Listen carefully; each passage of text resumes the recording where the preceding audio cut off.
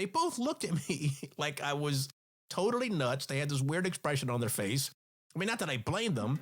I mean, some dude who they didn't know. Gonzo, the Coast Guard years. Key West, episode 6. Open the door and the gym.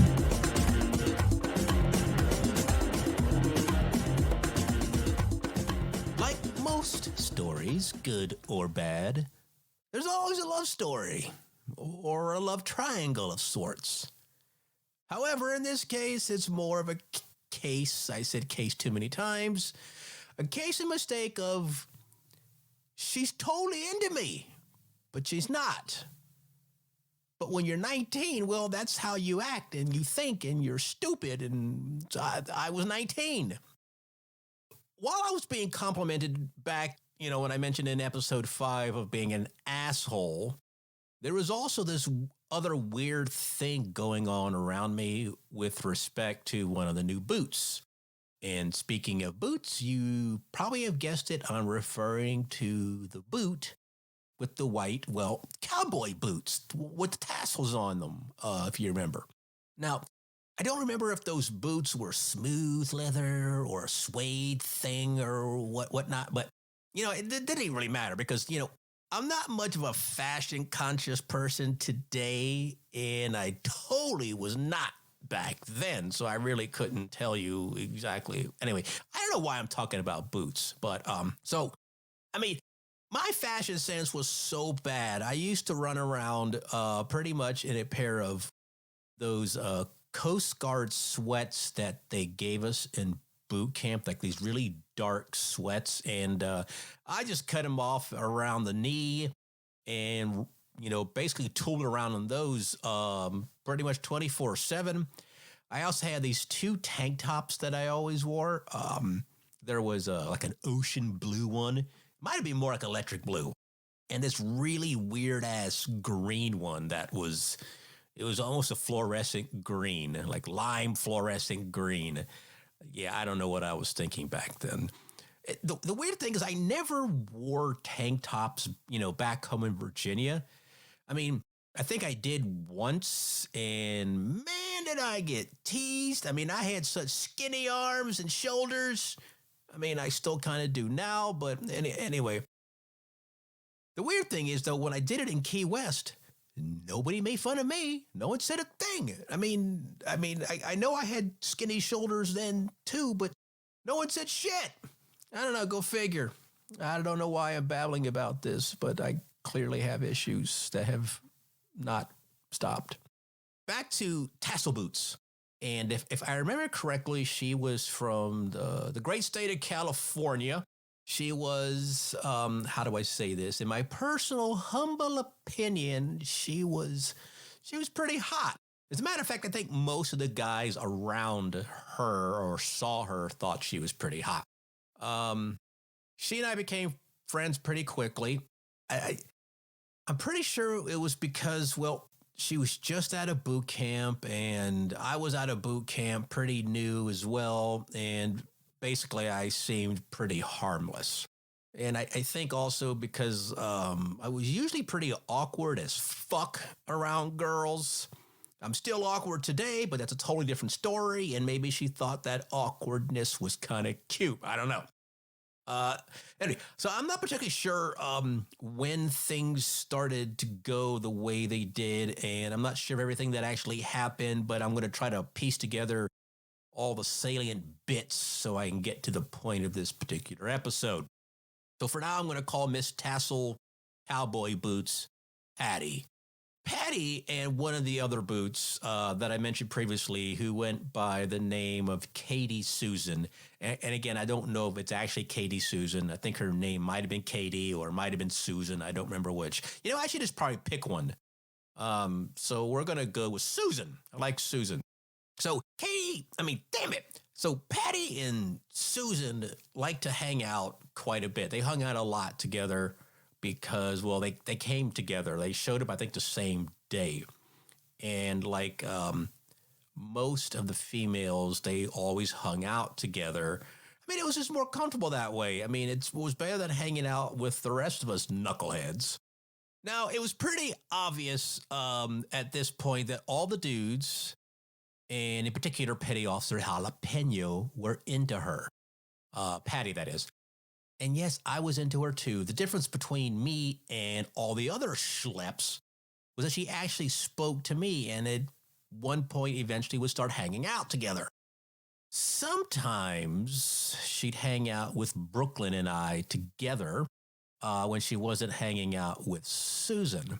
Now, one of the most memorable occasions was when she needed to go get a bathing suit. I mean, that sort of makes sense because we were living on the beach. Well, actually in the beach community, not on the beach, but we were pretty close to it. I know what you're thinking, right? Yeah, duh. You're in Key West. Of course, it's a beach. On this particular day, she came by my barracks room, and so Brooklyn and I were hanging out as usual, doing something stupid. I don't know what we were doing, but anyway, she knocked on the door. She came up and said, "Hey, I need to go get a bathing suit." So we're like, "Sweet, we're in." I don't know what swimsuit shop we went to. I just know it couldn't have been too far away because we just, we walked out the back gate. We might have taken a cab somewhere, but I'm pretty sure we just walked to like some local swimsuit shop.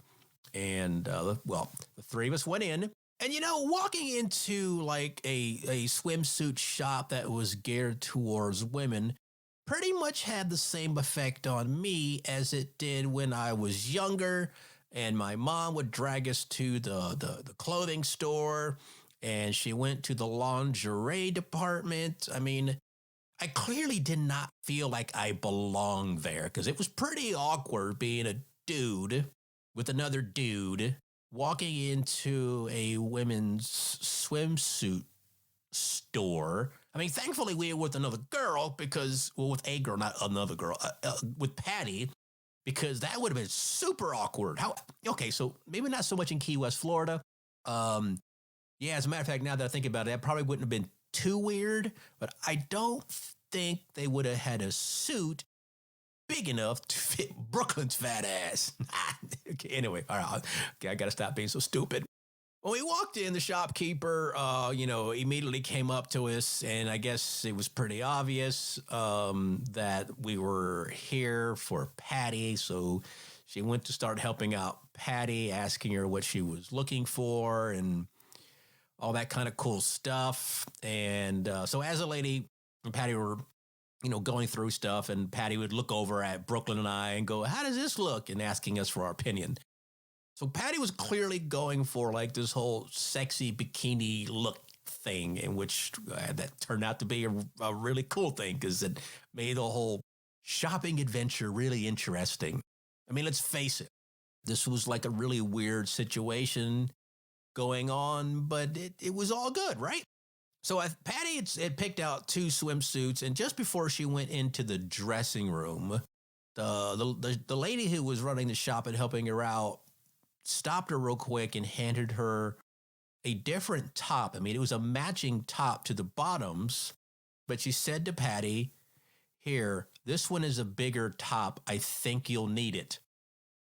And like a moment of silence happened. Brooklyn and I like looked over at each other with this stupid smile on our face. Patty looked over at us. She had the same stupid smile, and then she went into the dressing room. After a few moments, she came out in all of her glory, and then things got like immediately like it was like, oh, she came out of the dressing room and wow. I mean, it was awkward, but it was wow. I mean, okay, I'm going to say it right now. She was really smoking hot in that bikini. And anyway, that was just my opinion.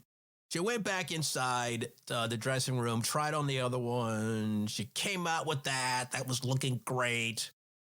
And she gave us that, sexy smile as she went back in, and she did it. And then she came back out, in her regular sort of clothes. And, oh, wow. Okay, anyway. So we ended up, leaving. She bought the 2 suits, and we went in to some local restaurant, and we got, surf and turf for dinner. Now, so the we got basically steak and lobster, and lobster wasn't so horribly expensive, generally speaking, but when you're a bunch of poor ass, seaman apprentice coasties, getting surf and turf, each one of us getting steak and lobster, it pretty much like devoured an entire month's pay. It was bad. So over the next several days or weeks, Patty and I hung out a bit more. Mostly it was just hanging out in my barracks room. We just kind of talked. We played a lot of music on the boombox that belonged to actual Dave Trombone. And we played a lot of Guns N' Roses. We would run around dancing in the room, and it was total fun. But that's what you do when you're in the late 80s, and that's just what we did. So by now, I'm pretty sure you're thinking the same thing I was thinking. She likes me. I mean, I thought she liked me, especially because we were hanging out a lot more, and because she wasn't hanging out with Susan as much anymore. But as it turns out, Susan had met a nice ghostie who happened to be assigned to the small boat station that was across from the barracks. So when Susan was with her coastie boy, Patty and I were hanging out together, or she was hanging out with Brooklyn and I, but mostly me. Now, this next bit I'm going to mention isn't meant to be gratuitous, but it kind of goes along with the whole hanging out in swimsuit thingy. One evening, I don't think I saw Patty all day. So I was hanging out with Brooklyn and Dave Trombone.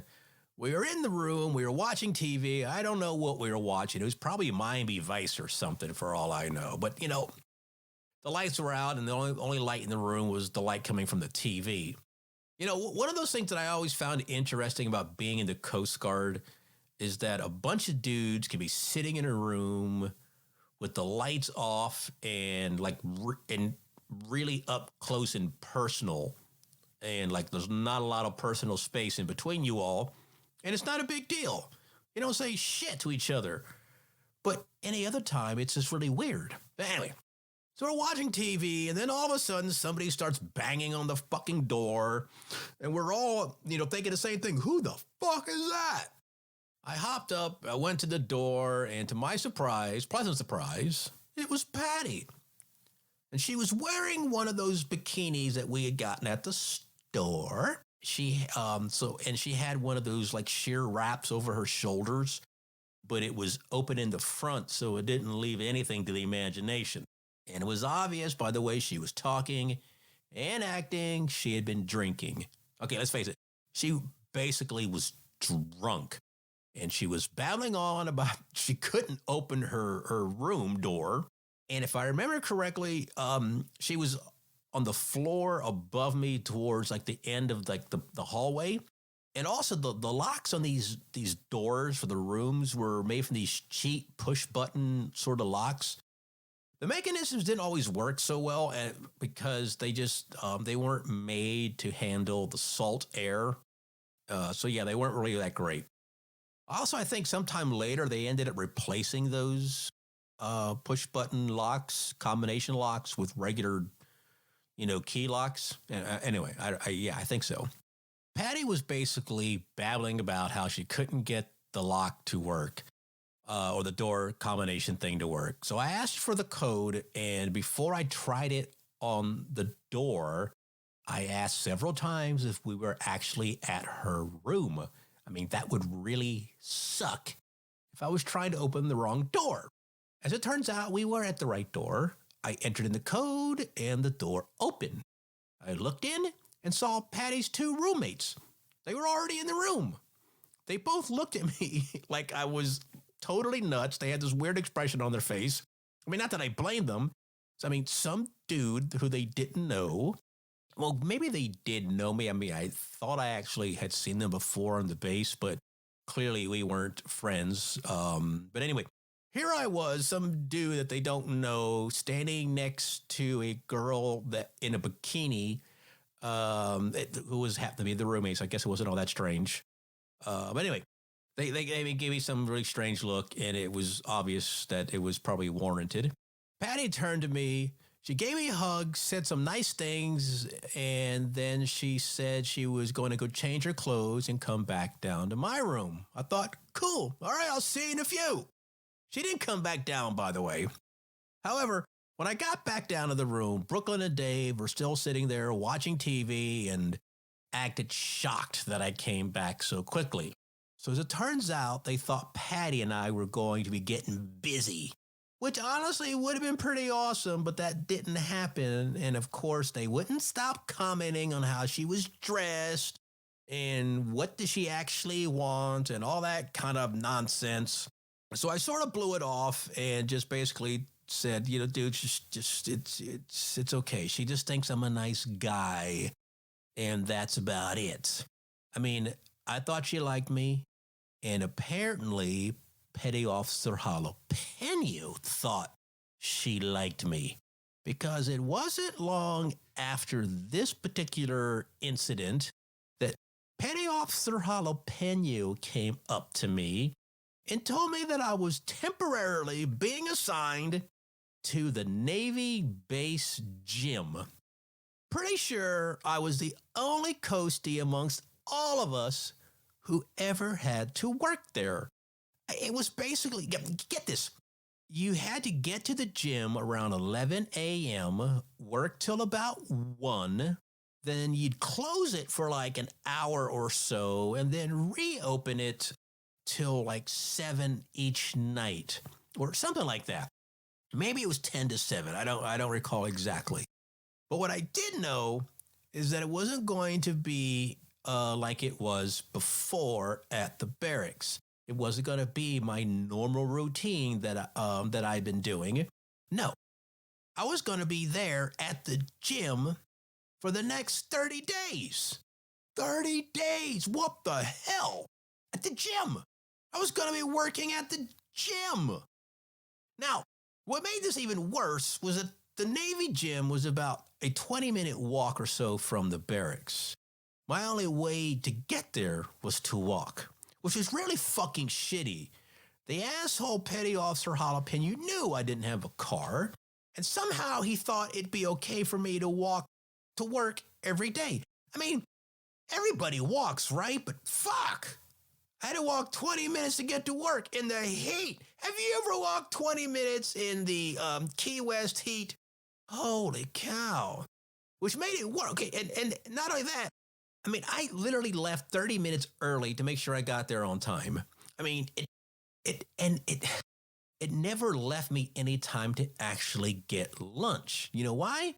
Because the chow hall, which was for me in the Coast Guard, was too far away. As a matter of fact, I had to work through lunch for 30 fucking days. I had to work through lunch. It was, what the hell, man? It's, you know what? I didn't even think about complaining back then because, you know, yeah, oh my God, now I'm getting angry about it. Anyway, but during lunchtime though, when I closed the gym, which was like for like 2 hours, in the middle of the day when everyone else went back to work. So actually it was after lunchtime. I don't know. I forgot when. But I think I would open up the gym around like 3 o'clock again or something like that. I don't remember. And so folks could use it. But so it was a really dirty, very dirty building. I mean, this was filthy. Oh, the equipment inside was old as shit. When I arrived there on my first day on the job, I met a Navy petty officer who showed me around. I mean, he reminded me of someone who might have been a character from like the Andy Griffin show. If you don't know Andy Griffin, I'm not going to tell you about it. But anyway, he was nice and all, kind of a good old country boy, which is way different than I was. He's not somebody I could hang out with, but he was a decent guy. As a matter of fact, I think I saw him maybe one other time in the next 30 days. He showed me around the gym, took me to the weight room. Oh my God, that equipment was so old. It looked like I was like in like some blacksmith shop. Everything was just really old and antiquated. It looked really bad. As a matter of fact, the place looked like an old Western movie. That's how old the shit was in there. He took me and showed me the locker rooms, the showers, sauna, basketball court, and this whole place. Speaking of basketball court, so I had to sweep and mop that damn thing every day. I mean, I never cleaned so much. And the worst part about it is because, Key West is basically just a giant piece of coral and sand and dust blowing everywhere. So yeah, I was constantly having to clean that fucking floor. Oh, and there was also a heavy bag in there. One of those big things that boxers use and whatnot. So it was that was kind of nifty. The one thing in that gym that I actually used though was a speed bag. The thing you always saw like Rocky Balboa using. While I was working at the gym, there was some Navy guy who'd come in and he would just do the heavy. I mean, not the heavy bag, but the speed bag. And I would sit there and watch him, and he actually offered to show me how to do it. And so it's kind of cool. So when nobody was in the gym, because sometimes I'd be the only one in there, even though the gym was open, nobody would be there. So, or when I closed it and clearly no one was there, I would practice. It was just something to do. And so it was kind of cool. I mean, I learned how to use a speed bag, which oddly enough, it's harder than it looks, but once you get the hang of it, it's pretty easy. But to keep the rhythm and all that kind of stuff's a whole different story. But anyway, so you're probably wondering, what did I do when I was there? What my job was? Well, one of it was open the doors when I got there, make sure there was paper supplies in the bathrooms, dust and mop the basketball court, and pretty much sit on my ass and make sure people signed in. And the cool thing is, if there was a cool thing about all of this, was I got to wear like gym clothes. Looked like a civilian. I just had really short hair. You didn't wear a uniform, or maybe that was my uniform. I don't know. But apparently they had said that while you're working at the gym, you were in charge. And they didn't want anyone there that somebody more senior could pull rank on you. So you didn't wear a rank, so nobody would get the impression that they could pull rank, if that makes any sense. But for me, it was just another terrible assignment that I had gotten. I mean, it was nothing at all what I thought I'd be doing in the Coast Guard. I mean, seriously. I was working at the desk of a Navy gym. It wasn't even a Coast Guard gym. It was a Navy gym. This is not what I, thought I was going to be doing after 8 weeks of boot camp. I mean, seriously, I let some dude yell at me for like 8 weeks, and this is what I ended up doing. I'm really, what the fuck was I thinking? I was still frustrated at this point. Anyway, okay, so this is not why I joined the Coast Guard, which is, I guess I never really explained why I joined, but that's a whole different story. I guess I'll wait to the very, very, very last episode of this series. So as I mentioned, it was a bit of a walk to get to and from the gym. It essentially was an hour-long commute for me. Okay, more like 40 minutes round trip, but what the hell? So I really didn't, what was I going to do with that extra, 10 minutes? So there's a few times that I tried to order a pizza and then head back to my room before it got there. I ended up being late to get my pizza once or twice, but that was okay. They left it downstairs for me. The gym, if I remember, was closed for about an hour and a half during the afternoon. So it didn't give me much time to eat and relax. So I ended up, just basically staying at the gym for that entire time. I mean, it was a mess. I didn't know what to do. I'd missed breakfast because I was getting up late because that was stupid. I missed lunch. I'd missed the evening meals. I mean, essentially, I wasn't eating at all. I was quite literally starving. I mean, I'd ended up like stocking up on junk food from the local convenience store that I would put in my room so I can, eat that in the evenings. And I usually didn't get back to the room till like a little after 7:30ish. And all the people that I had met at this point, I mean, I wasn't seeing any of them. I mean, I was pretty much like I wasn't even in the Coast Guard or the military for that matter. I was working from like 10 or 11, took an hour and a half with the gym being closed, and then worked till like 7ish. But yeah, it was really weird. This was like a super low point for me in my Coast Guard career. I've only been in a few months at this point. I was also finding out just how petty people could really be. I mean, at the time, I was sure Petty Officer Jalapeno had volunteered me to go to the gym to get me out of the way or to get me away from Patty. I mean, the weird thing is, I didn't even know he had a thing for her. I just always assumed because everybody else did. But since I had stopped heading back to the barracks while I was in a break, I needed to do something with my time, right? And so I thought something I could probably take like an afternoon nap. But where? I mean, have you ever tried sleeping in a sauna? I don't recommend it. It was one of those dry heat saunas, and it was kind of gross, generally speaking. And after trying to sleep in there just once, it occurred to me that some sweaty ass people had probably been in there. So I wasn't going to do that. As a matter of fact, I never went back in that disgusting place again.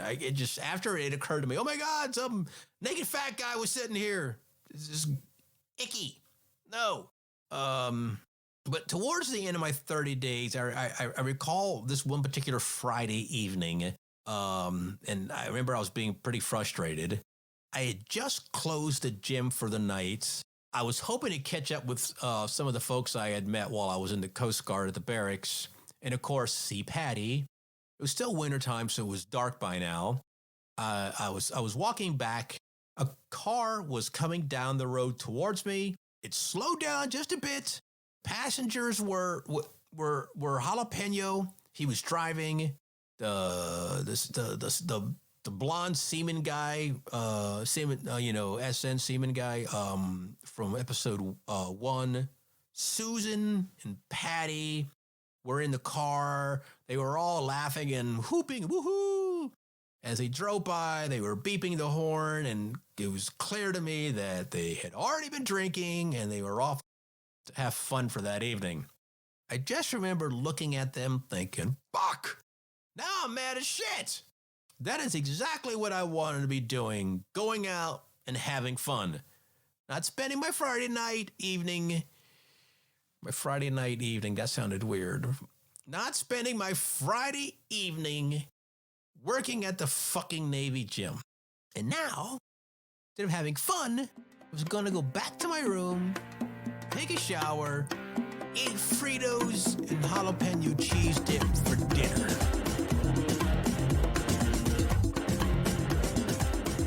You've been listening to Gonzo the Coast Guardiers Key West, written and produced by Tim Gonzalez, and I'm Nicholas Gonzalez, the voice guy. Join us next week for another episode of Gonzo the Coast Guardiers.